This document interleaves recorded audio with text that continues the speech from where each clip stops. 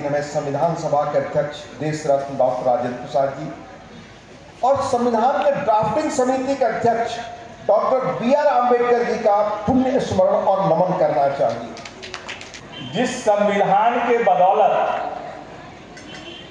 और जिस संविधान पर विचार विमर्श करते हुए आप जिनके सामने खड़े होते हैं हमारे प्रतिनिधि, उसके उपसभापति आज हमारे बीच पधारे हैं। मान्यवर, हम लोग आपको अपने बीच पाकर बहुत ही धन्य हो रहे हैं। आपका आभार है, स्वागत है, वंदन है। हमारा संविधान हमारा स्वाभिमान। अभी तक अनेक प्रखर वक्ताओं के द्वारा आपने सुना, बहुत कुछ जाना और भारतीय संविधान में भारतीयों को गर्वानुभूति करने का अवसर दिया है। स्वनिर्मित संविधान,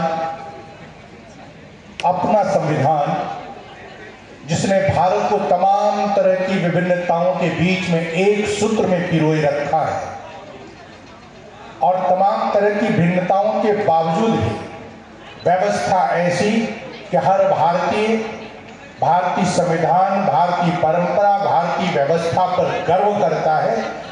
जब मैच क्रिकेट का होता है तो चाहे वो चेन्नई में हो या मुंबई में, धर्मशाला में हो या यहाँ कैनन स्टेडियम जमशेदपुर में, हर कोई चाहता भारत जीत जाए।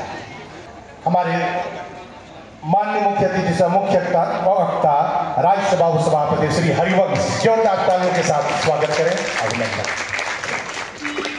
सबसे पहले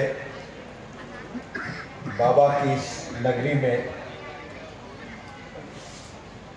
होने और देवघर के सभी प्रबुद्ध उपस्थित मित्रगण, हमारे सजग श्रोतागण, युवा साथी, सबका अभिनंदन। मैं सबसे पहले हमारा संविधान हमारा सम्मान कार्यक्रम के आयोजकों के प्रति अपना आभार व्यक्त करना चाहूँगा और उन्हें बधाई देना चाहूँगा कि आपने प्रवासी हिंदी सम्मान आज हमारी मौजूदगी में एक ऐसे तेजस्वी प्रखर व्यक्ति को दिया जो बहुआयामी रचनात्मक प्रतिभा के धनी हैं और लंदन से आए भाई तेजेंद्र शर्मा जी से भी मुझे मिलने का मौका मिला। इसके लिए भी आपको मैं बधाई देना चाहूँगा। यहाँ इस कार्यक्रम में मंच पर उपस्थित SK मुर्मू विश्वविद्यालय दुमका के माननीय कुलपति और मुख्य वक्ता, जिनको अभी हम लोगों ने सुना, जिनके साथ मुझे भी काम करने का मौका मिला, भाई संजय मिश्र जी, सुभाष चंद्र राय जी, और बहुत ही सुंदर तरीके से, सुंदर भाषा के साथ और बोलचाल की इतनी सुंदर भाषा के साथ संचालन कर रहे हैं हमारे भाई राम सेवक गुंजन जी। मैं पुनः यहाँ उपस्थित हूँ तो बाबा को स्मरण करना चाहूँगा और उन्हें स्मरण और प्रणाम निवेदन करते हुए मैं कुछ चीज़ें अपने संविधान के बारे में आपसे शेयर करना चाहूँगा। लेकिन इसके पहले पुनः भाई तेजेंद्र शर्मा जी के बारे में कह दूं कि हिंदी की प्रतिष्ठित पत्रिका पुरवाई, उसके वह संपादक हैं और बहुआयामी व्यक्तित्व के धनी हैं। कवि, लेखक, नाटककार, अभिनेता, सबके रूप में इनकी पहचान है और हम हिंदी के लोगों को इन पर फख्र है। और ये उस रूप में हरिवंश राय बच्चन और बाकी ऐसे कई विलक्षण लोग हुए जिन्होंने अंग्रेजी की डिग्री ली पर हिंदी में प्रखर ढंग से जिन्होंने अपनी पहचान बनाई, उस धारा के व्यक्ति हैं। लगभग 5 भाषाएं वो अंग्रेजी के अलावा जानते हैं। और आपको याद होगा बहुत पहले दूरदर्शन पर शांति हम लोग सीरियल धारावाहिक देखते थे, उसके वो लेखक भी हैं। अच्छा।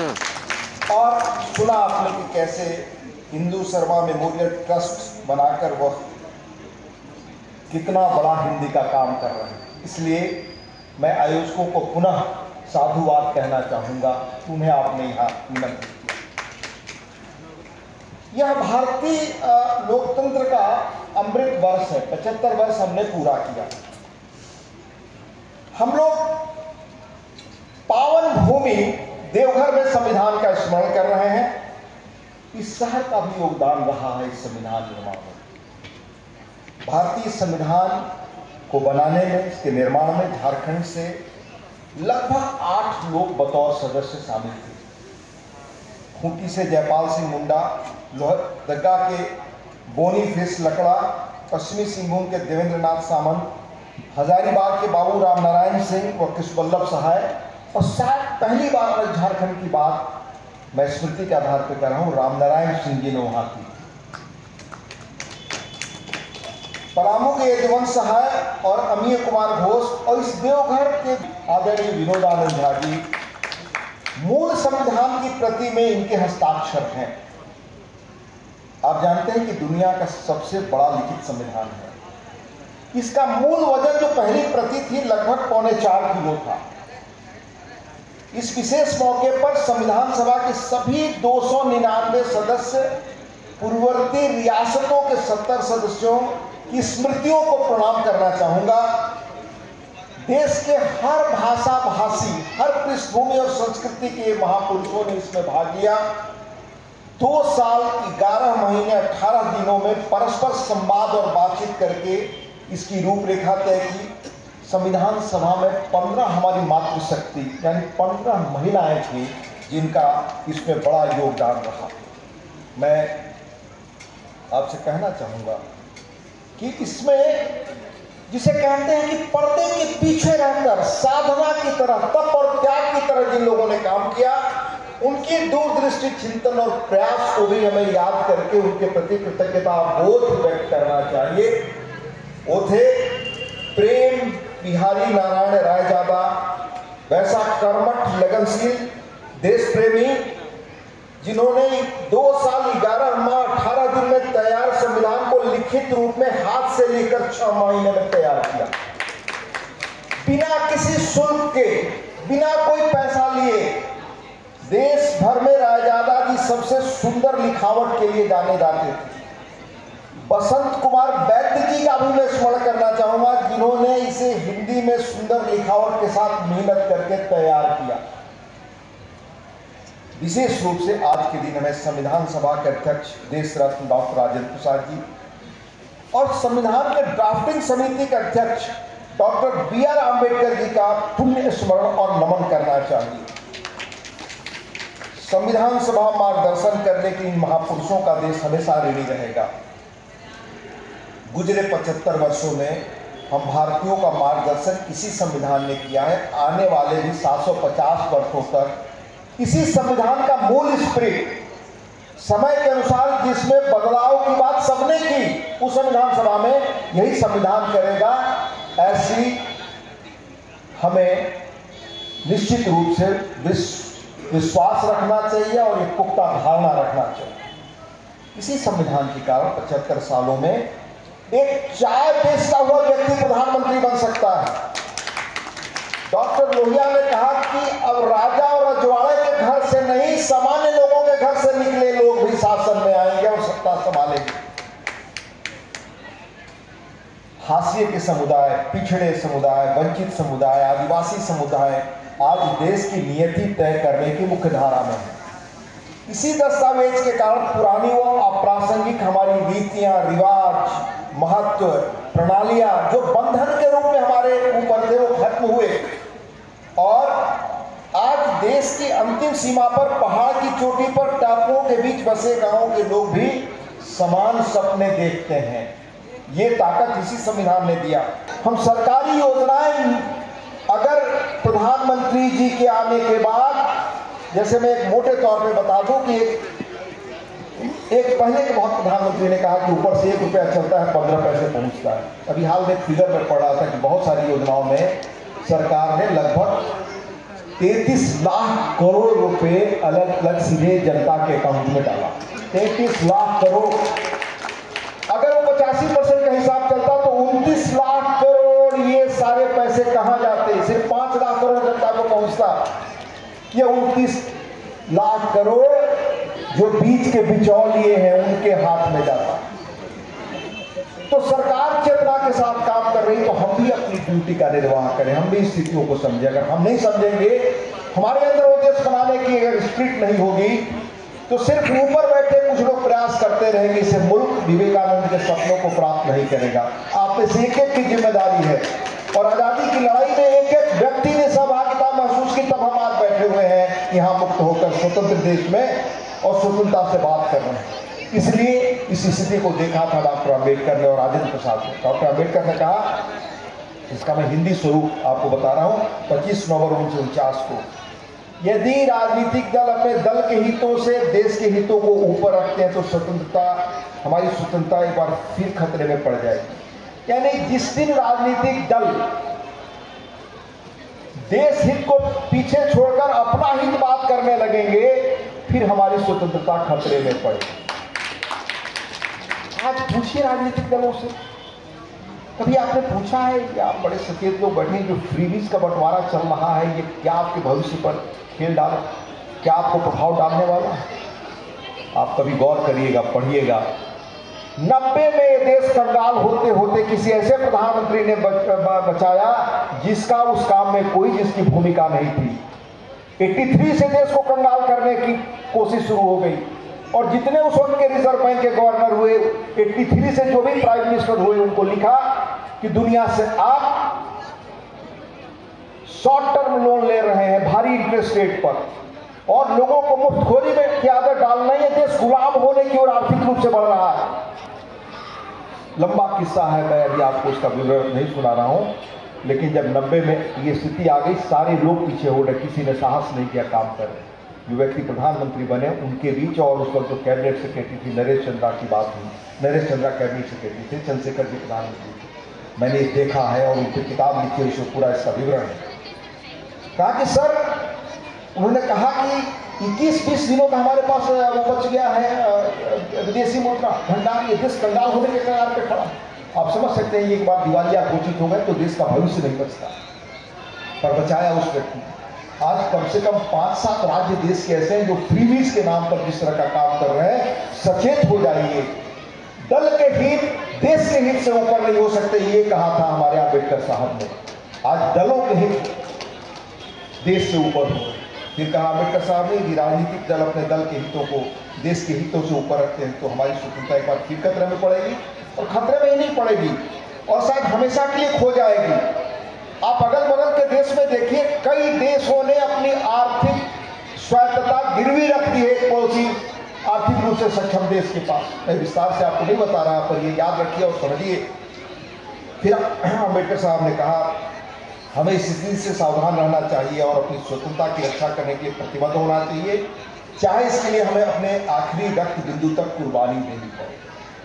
फिर संविधान सभा की आखिरी बैठक में राजेंद्र बाबू ने कहा, ये लंबा भाषण है और बहुत चेतावनीपूर्ण है। उन्होंने कहा, संविधान या कानून मानवीय प्रयास से बने हैं, उसमें कहीं खोट हो सकती है, पर अगर खोट होगी भी तो उसे चरित्रवान लोग जब आएंगे तो अपने नैतिक काम का जो मर्यादा से उसकी भरपाई कर लेंगे। अगर कमजोरी भी है तो उसको बेहतर बना देंगे। पर राजनीति के कर्ता धर्ता जो लोग हैं, उनके काम काज आज देश के लिए चिंता पैदा करते हैं। राजेंद्र बाबू ने तभी कहा था, गांधी ने भी कहा था, वो समय नहीं है कि मैं आपको बताऊं।